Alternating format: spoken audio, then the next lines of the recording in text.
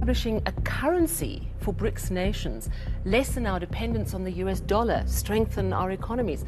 After all, we are now suffering with a weakened rand to dollar rate. That means another fuel price hike is likely on the cards next month. So there's some big news that might shake up the financial world. There's talk that the BRICS countries, Brazil, Russia, India, China, and South Africa, are thinking about starting their own currency backed by gold. It's kind of like bringing back an old school way of doing things when money was worth as much as the gold it was linked to. Back in the day, this gold standard kept things stable.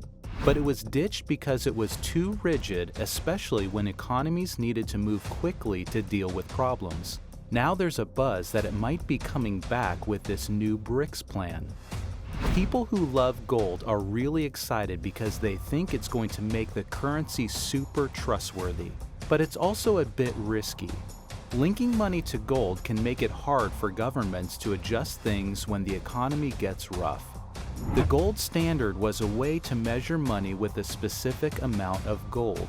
This started in the UK around 1821 when more gold was found, making it easier to use gold for money. Many countries liked this system because it made their money stable and predictable. During big wars like World War I and economic troubles like the Great Depression, many countries stopped using the gold number because they needed more control over their money to manage the economy better. The US, for example, stopped letting people trade their dollars for gold in 1933 during a really bad economic time. After World War II, countries tried to use a system called Bretton Woods, which was kind of like the gold standard, but it used the US dollar as a base. This only lasted until 1971 when the US said the dollar couldn't be exchanged for gold anymore, leading to the money system we have now where the value of money is not based on gold but on trust in the government. While having money tied to gold can make things stable, it doesn't let governments adjust their money policies much when needed, like during a recession or crisis. That's why most economists today think a gold standard wouldn't work well anymore because it would make it harder to manage the economy in tough times. In a striking move, Zimbabwe has recently decided to reintroduce the gold standard in an effort to bring stability to its tumultuous economic situation and to fight the severe and ongoing inflation plaguing the nation. They have introduced a new currency named the ZiG, an abbreviation for Zimbabwe Gold, which they hope will restore confidence in their financial system. This new currency stands out because, unlike their previous efforts, it is actually supported by gold reserves, lending it a legitimacy that past currencies did not have. Nevertheless, the reception of the ZiG has been mixed. A considerable number of people, including some official government entities, remain skeptical and are hesitant to use it. This initiative marks Zimbabwe's sixth attempt at introducing a new currency since the collapse of the Zimbabwean dollar in 2009, an event that resulted in disastrous hyperinflation.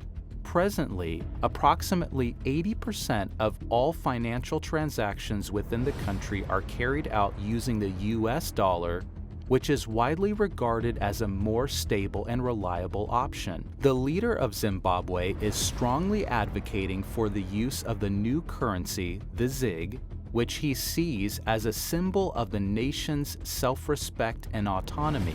While it is true that the ZiG is supposedly backed by substantial gold reserves, a closer look at the facts is necessary to fully understand the situation. The country's central bank has publicly declared that the ZiG is underpinned by $100 million in foreign currency assets and $185 million in gold reserves. However, detailed scrutiny uncovers that the actual amount of gold held by the bank is only 1.1 tons, with an estimated value of between $70 and $75 million, significantly lower than the claimed $185 million. The remainder of the claimed reserves consists of other valuable resources like diamonds, which are said to be potentially convertible into gold. This significant difference between the bank's statement and the verified figures raises doubts among both financial experts and the wider community. Zimbabwe's troubling record with financial transparency adds to these doubts. The nation has been involved in numerous corruption scandals in the past and has been known to provide inaccurate financial data to international bodies like the International Monetary Fund. This background of mistrust makes people wary of accepting the central bank's claims at face value. Thus, while the introduction of the ZiG is portrayed as a step toward economic recovery and national pride, the inconsistencies in the bank's report and the shadow of past misdeeds make many in Zimbabwe cautious about fully embracing this new currency. This caution is compounded by the potential volatility of backing a currency with assets like diamonds, which, unlike gold, may not have a universally agreed value. On April 30th, Zimbabwe completed its transition from using the Zimbabwean dollar to adopting a new currency called the ZiG. For the ZiG to be effective and trusted, every department of the Zimbabwean government needs to readily accept it for any payments. It's problematic when certain government sectors refuse to use their own country's currency. It's like a chef who refuses to taste his own dishes. Despite facing these hurdles, the ZiG started off well, increasing in value when compared to the US dollar. This early success is encouraging for those who support the new currency and is particularly impressive considering Zimbabwe's past economic issues.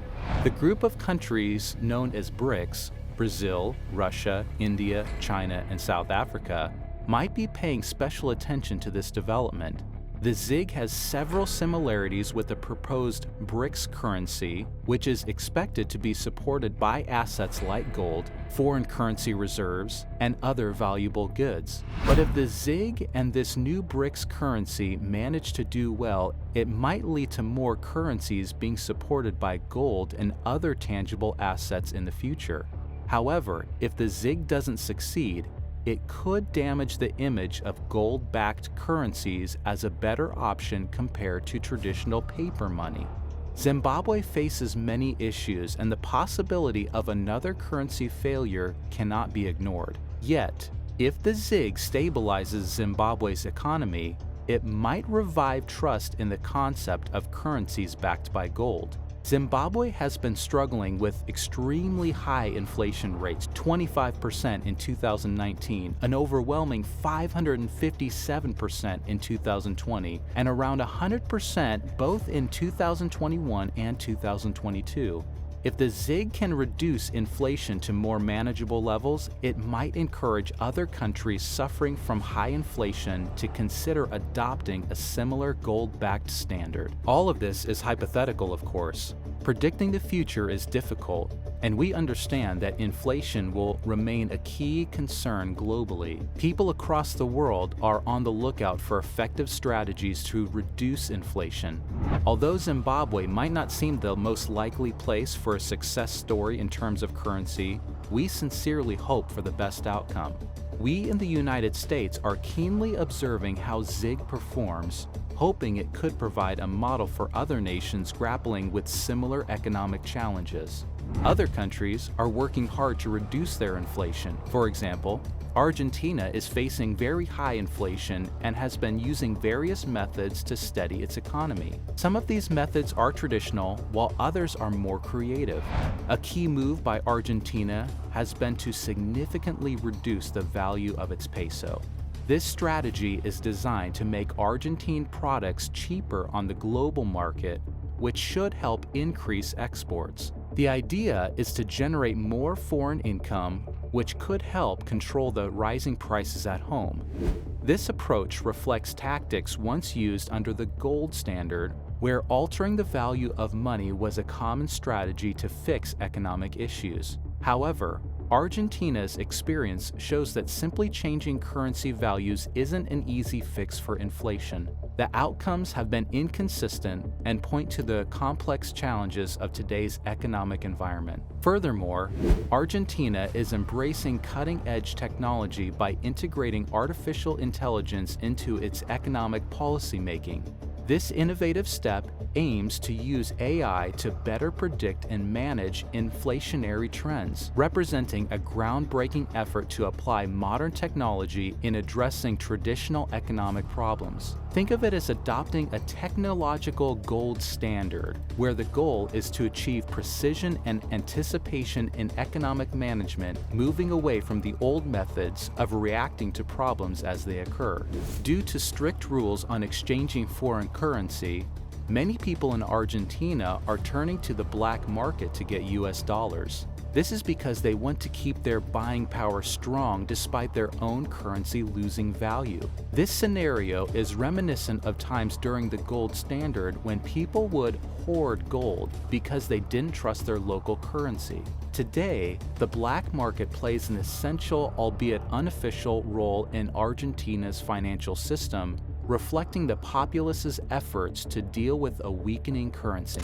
In response to the crushing impact of inflation, bartering has resurfaced in Argentina, especially in communities hit hardest by economic troubles. People are increasingly exchanging goods and services directly without using money. This revival of an ancient trading method is a practical solution to the problems posed by rapidly depreciating cash, echoing past crises when conventional money failed to retain value. Lastly, the introduction of higher denomination banknotes like the 2000 peso note is Argentina's attempt to make everyday transactions less cumbersome. With inflation soaring, the amount of cash needed for simple purchases has skyrocketed, making transactions difficult. Issuing larger bills is similar to measures taken during the gold standard era to keep currency functional during times of economic adjustment. These various approaches show Argentina's comprehensive and diverse strategy to tackle its severe inflation issue.